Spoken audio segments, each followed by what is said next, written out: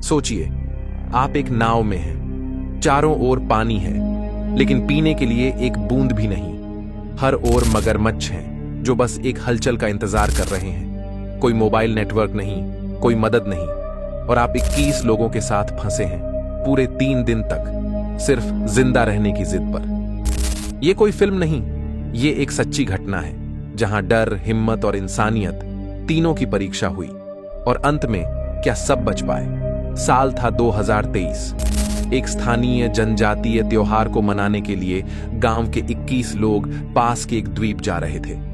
नाव में महिलाएं, बुजुर्ग, युवा और बच्चे सब सवार थे। मौसम साफ था, लोग खुश थे और नाव तेजी से नदी में आगे बढ़ रही थी। लेकिन किसी को नहीं पता था कि यह यात्रा एक भयावह संघर्ष में बदलने वाली है। दोपहर लगभग 3 बजे अचानक नाव का इंजन बंद हो गया। कई बार स्टार्ट करने की कोशिश की गई, लेकिन इंजन चालू नहीं हुआ। नाव बहती हुई धीरे धीरे दलदली क्षेत्र में फंस गई। पानी की सतह पर कुछ हलचल थी। जैसे ही लोगों ने नीचे झांका, उन्हें पहली बार एहसास हुआ कि उनके चारों ओर मगरमच्छ हैं। रात होने लगी थी, सूरज छुपा, अंधेरा गहराने लगा और फिर शुरू हुआ असली डर। मगरमच्छ एक एक करके नाव के पास आने लगे। उनका शरीर पानी में सर्प जैसा चलता था, कभी नाव से टकराते, कभी उसके इर्द गिर्द चक्कर लगाते। एक मां अपने बच्चे को छाती से लगाए हुए थी, एक बुजुर्ग कांप रहे थे। कुछ लोग नाव की दीवार पर लाठी मारकर मगरमच्छों को दूर रखने की कोशिश कर रहे थे। वो रात एक परीक्षा थी, शरीर की भी और आत्मा की भी। कुछ लोग भगवान का नाम ले रहे थे, कुछ रो रहे थे और कुछ बस खामोशी से अंधेरे को ताक रहे थे। मगरमच्छ दूर नहीं गए, वो वहीं तैरते रहे, मानो वो जानते हों कि उनका शिकार नाव में है। वो बस इंतजार कर रहे थे एक गलती का। रात किसी तरह गुजरी। सुबह की हल्की रोशनी से आंखें तो खुली, लेकिन किसी चेहरे पर राहत नहीं थी। नाव में बैठे 21 लोग थके हुए थे, भूखे थे और सबसे बड़ी बात, डरे हुए थे। मगरमच्छ अब भी वहीं थे, कुछ पानी में, कुछ नदी किनारे। ऐसा लग रहा था जैसे ये शिकारी अब इंतजार नहीं, बल्कि हमला करने की योजना बना रहे हों। नाव में कुछ खाने की चीजें थीं, लेकिन बहुत ही सीमित मात्रा में। 2 केले, कुछ स्वीट पोटैटो और 1 से 2 पानी की बोतलें। पहले बच्चों को दिया गया, फिर बुजुर्गों को। बाकी लोग सिर्फ इस उम्मीद में बैठ गए कि शायद आज कोई मदद आ जाए। फिजिकल थकावट से भी ज्यादा खतरनाक था मानसिक दबाव। हर कोई अपने मन में एक अंत देख रहा था। क्या हम मगरमच्छों के शिकार बनेंगे? क्या किसी के बच्चे की लाश नदी में मिलेगी?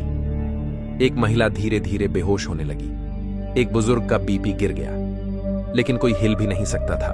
नाव जरा भी डगमगाई तो मगरमच्छ उस पर चढ़ सकते थे। दूसरे दिन की दोपहर, सूरज सर पर था। मगरमच्छ नाव के और करीब आ गए थे, कुछ इतने पास कि उनका मुंह नाव से छू रहा था।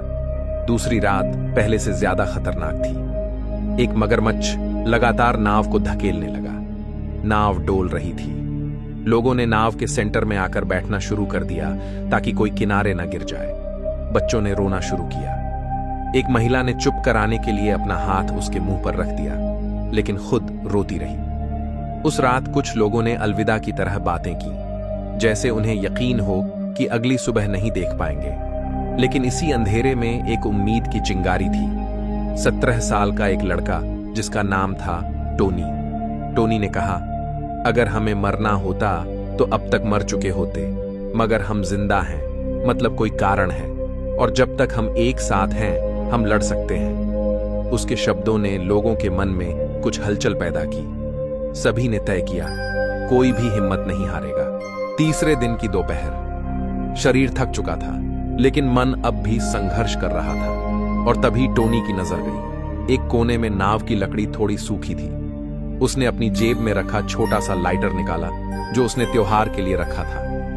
अगर कोई आसमान से देख रहा हो तो ये धुआं उसे दिखेगा। उन्होंने कुछ पत्ते और कपड़ों के टुकड़े जोड़े और आग जलाने की कोशिश की। 2 बार नाकाम। तीसरी बार एक हल्का लौ उठा, फिर धुआं। करीब 4 किलोमीटर दूर एक मछुआरा, नीलू, अपनी नाव में मछली पकड़ रहा था। वो एक अनुभव वाला आदमी था, जिसने कई बार मगरमच्छों से 2-2 हाथ किए थे। धुआं देखकर उसका ध्यान खींचा। वो पहले तो चौंका, फिर नाव की दिशा बदली और धीरे धीरे आगे बढ़ा। इस इलाके में इंसान नहीं होते।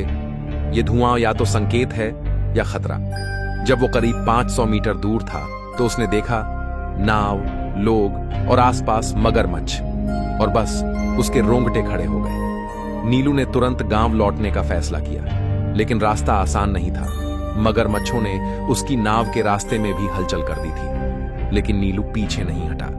गांव पहुंचते ही उसने पंचायत प्रमुख को बताया कि एक लोग फंसे हैं और चारों ओर मौत मंडरा रही है। अगर अभी नहीं चले तो देर हो जाएगी। गांव में हड़कंप मच गया। प्रशासन को फोन किया गया। पास के शहर ले में मौजूद एक बचाव दल को अलर्ट किया गया। रेस्क्यू टीम ने तय किया कि नावों और एक हेलीकॉप्टर से बचाव किया जाएगा, लेकिन चुनौती ये थी, इलाका दलदली था, कोई पक्का रास्ता नहीं था, मगरमच्छों की भरमार थी। चौथी रात पड़ने से पहले लोगों तक पहुंचना जरूरी था। टीम शाम 4 बजे निकली। उनका लक्ष्य था सूर्यास्त से पहले नाव तक पहुंचना। तीसरे दिन की शाम नाव में फंसे 21 लोगों की सांसें अब बेहद हल्की थीं और उनके कान अब बस एक चीज सुनना चाहते थे, मदद की आवाज। और तभी आसमान से एक गूंज आई, हेलीकॉप्टर की। ऊपर देखा तो सूरज की आखिरी किरणों के बीच एक हेलीकॉप्टर उड़ता हुआ दिखा। बचाव टीम की स्पीड बोट अब दलदली इलाके में प्रवेश कर चुकी थी।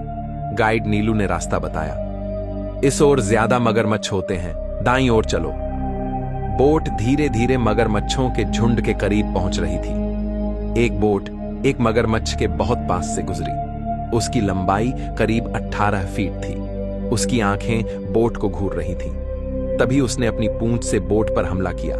बोट एक तरफ हिल गई, लेकिन नाव में मौजूद बचावकर्मी ने लाठी से पानी पर तेज वार किया और मगरमच्छ डर कर दूर चला गया।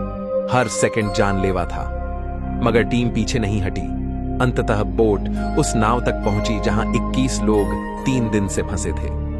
बचावकर्मी एक एक करके लोगों को लाइफ जैकेट पहनाने लगे। बच्चों को पहले निकाला गया, फिर बुजुर्गों को।